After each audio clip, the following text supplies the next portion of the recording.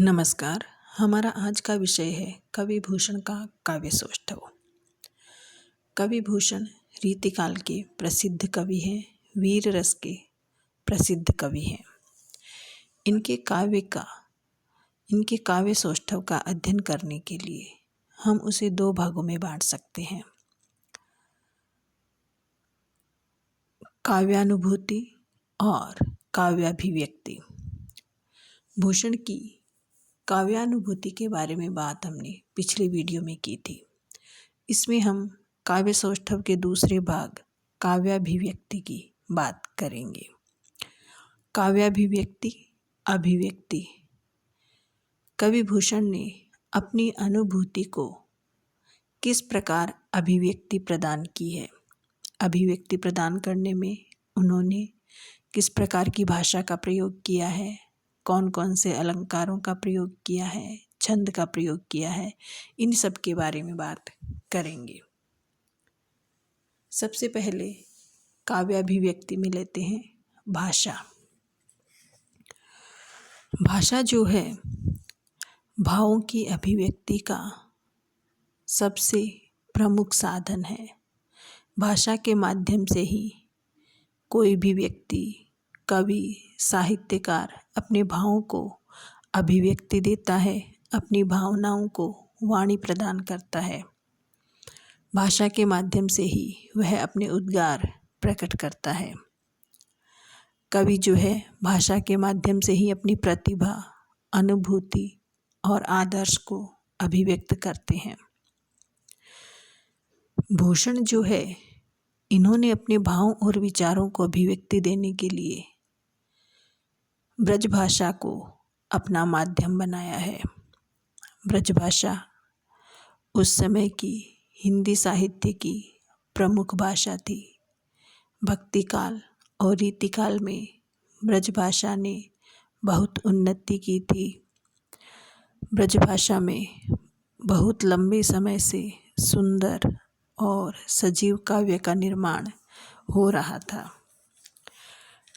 सूरदास, नंददास, तुलसीदास, रसखान, बिहारी, मतीराम, इन सब कवियों ने ब्रज भाषा का प्रयोग किया, ब्रज भाषा को सुंदर और सरस बनाया।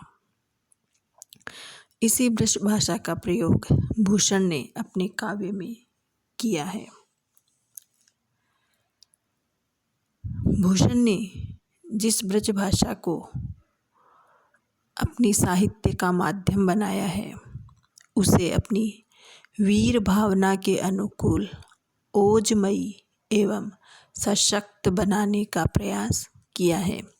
रीतिकाल के अन्य कवियों ने ब्रज भाषा में कविता की, लेकिन उन्होंने श्रृंगार रस से परिपूर्ण कविता लिखी।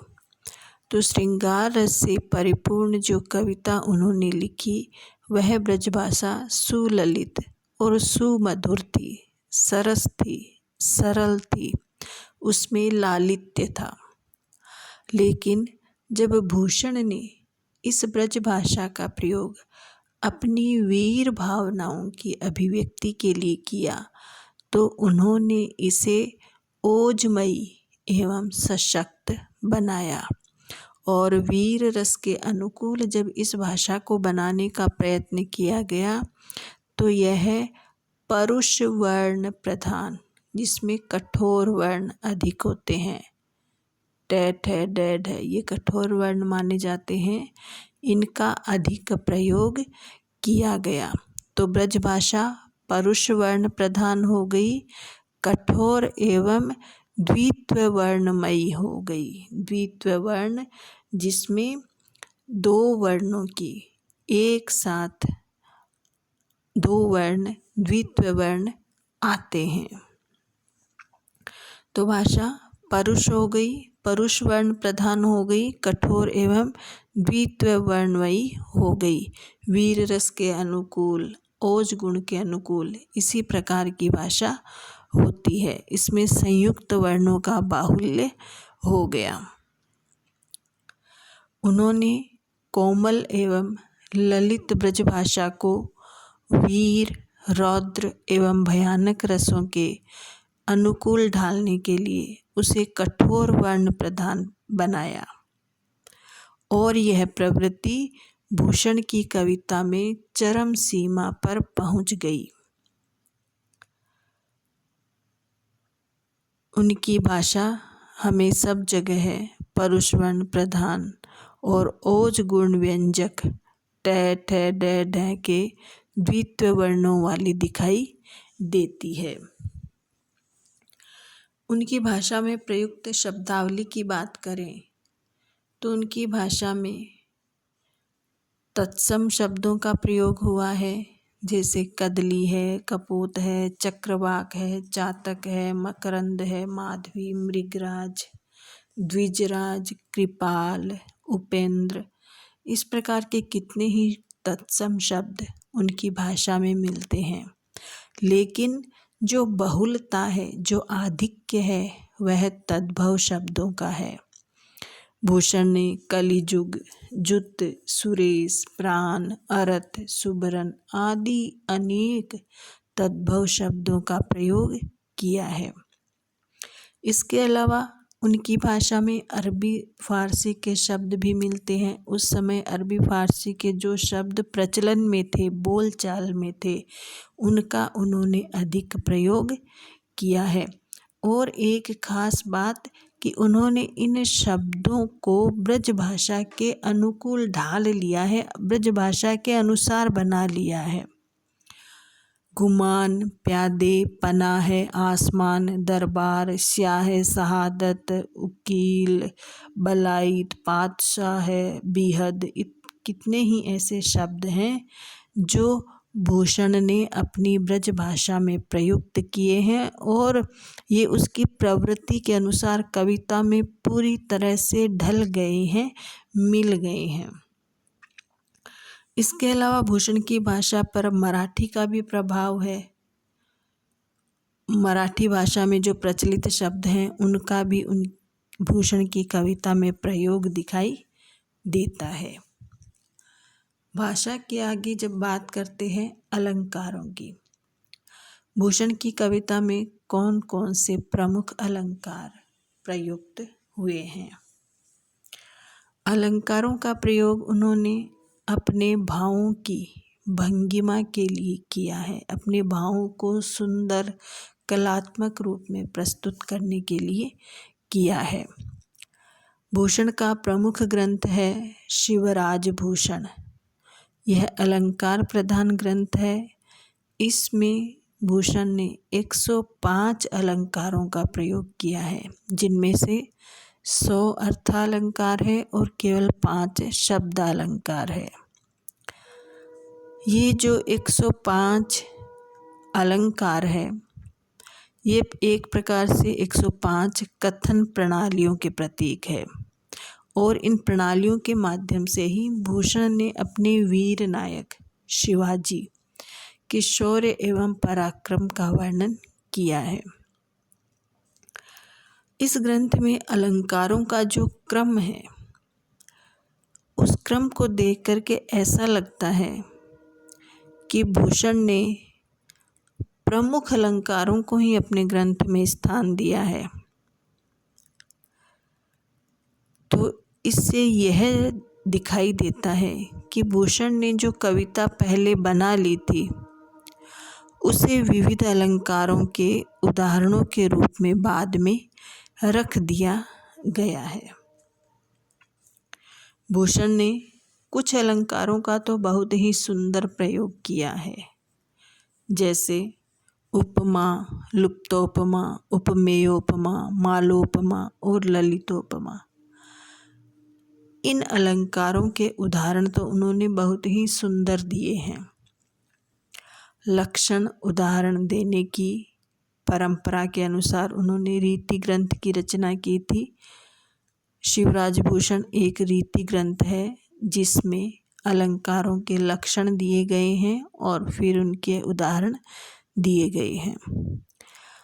तो इसमें जो अलंकार है, उनके उदाहरण भूषण ने जो लिखे हैं, उसमें उन्होंने शिवाजी के शौर्य एवं पराक्रम का वर्णन किया है।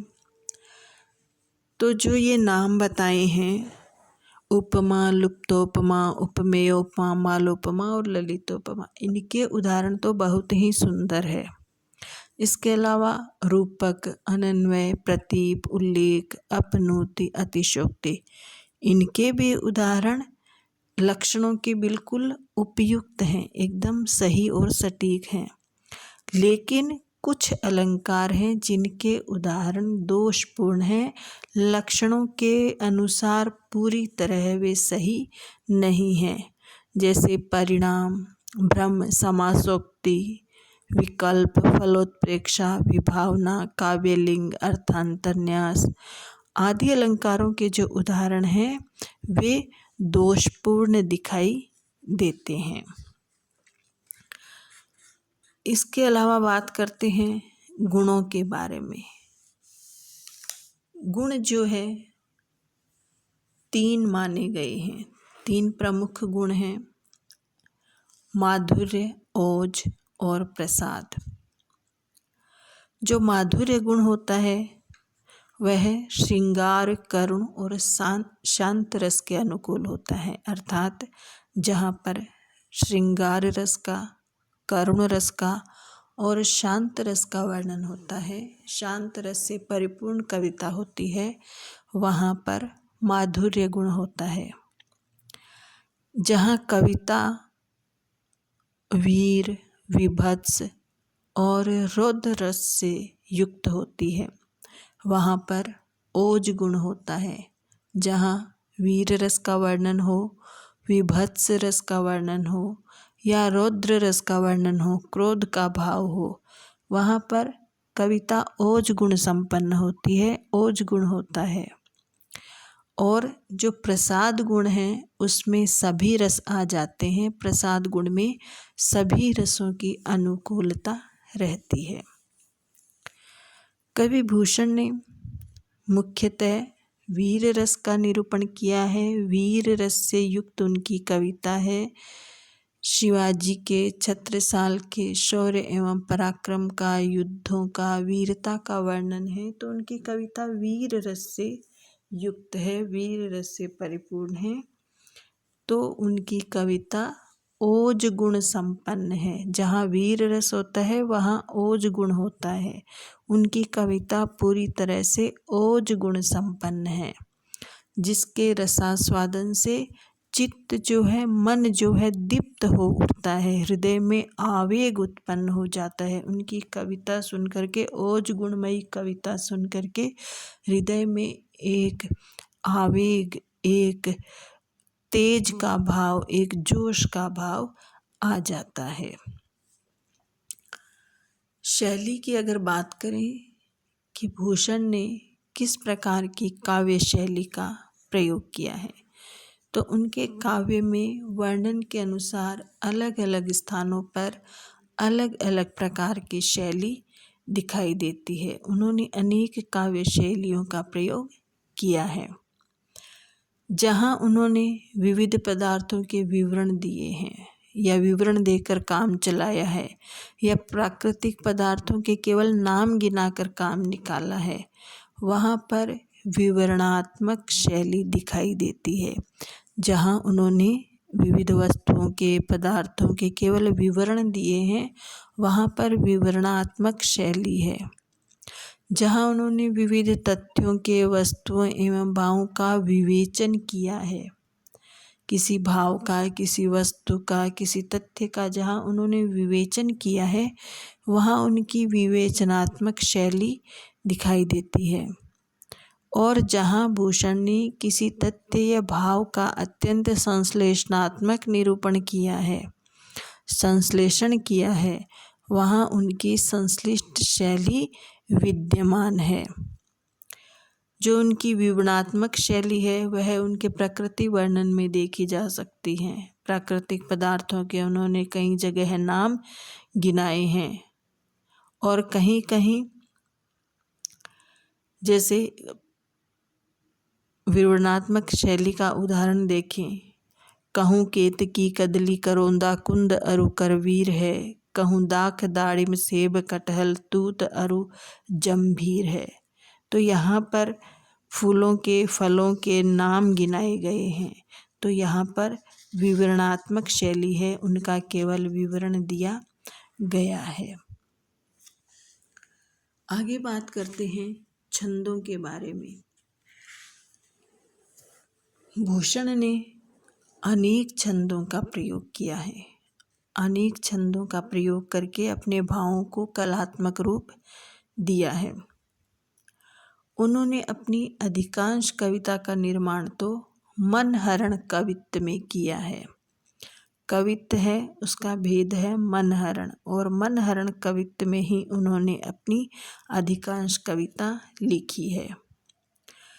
लेकिन शिवराज भूषण में उन्होंने मनहरण कवित्त के अलावा कुछ और छंदों का भी प्रयोग किया है, जैसे दोहा, छप्पय, हरि गीतिका, मालती, सवैया, दुर्मिल सवैया, अमृत ध्वनि, गीतिका आदि छंद जो हैं उनके शिवराज भूषण में दिखाई देते हैं।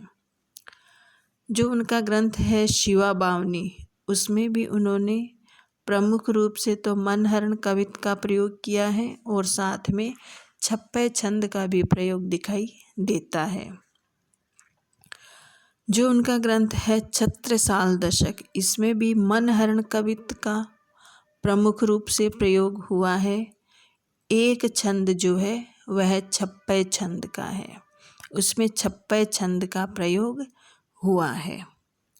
तो प्रधानता तो मनहरण कवित्त की है, इसके अलावा कुछ छंदों का उन्होंने कहीं कहीं प्रयोग किया है। तो इस प्रकार भूषण की काव्याभिव्यक्ति में भाषा, अलंकार, छंद, शैली, गुण आदि की बात हो गई। इन सब के आधार पर सारांश रूप में हम कह सकते हैं कि भूषण ने शिवाजी और छत्रसाल के शौर्य एवं पराक्रम के साथ साथ एक तो उन्होंने अपनी कविता में शिवाजी के और छत्रसाल के शौर्य एवं पराक्रम का वर्णन किया है। दूसरी ओर इनके पराक्रम के वर्णन के साथ साथ ही उस समय के समाज की विषम अवस्था का चित्रण किया है, राजनीति का चित्रण किया है, राजनीतिक स्थिति का, धार्मिक स्थिति का चित्रण किया है। उस समय औरंगजेब के द्वारा जो अत्याचार हो रहे थे उन अत्याचारों का वर्णन किया है, उनकी झांकी प्रस्तुत की है। इन सभी प्रकार के वर्णनों में भूषण की बहुमुखी प्रतिभा के दर्शन होते हैं, क्योंकि इसमें उन्होंने अलंकारों के लक्षण और उदाहरण देकर एक और तो रीतिकालीन पद्धति का निर्वाह किया है।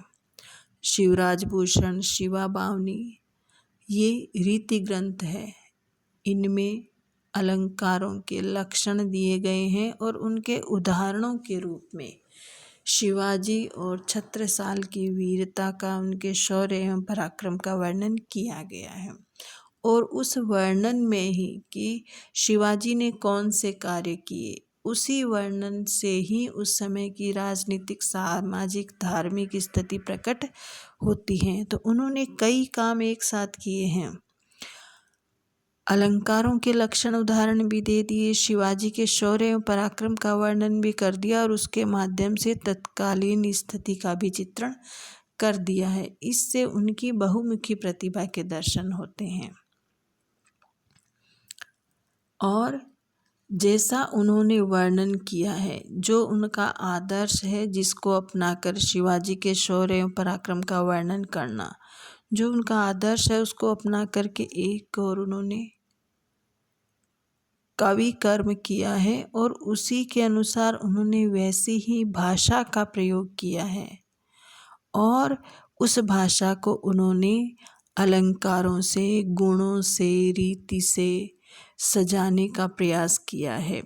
उसे अपने वीर भावों की अभिव्यक्ति के बिल्कुल अनुकूल बनाने का प्रयास किया है। उसे अपने वीर भावों की अभिव्यक्ति के पूरी तरह से अनुकूल ढालने का प्रयास किया है और इसमें वे बहुत सफल रहे हैं। अर्थात उन्होंने अपनी भाषा शैली को अपने वीर भावों की अभिव्यक्ति के अनुसार पूरी तरह बना लिया है। तो कहा जा सकता है कि भूषण वीर रस के रस सिद्ध कवि हैं और वीर रस के कवियों में वे सर्वोपरि है, उनका स्थान सर्वोच्च है।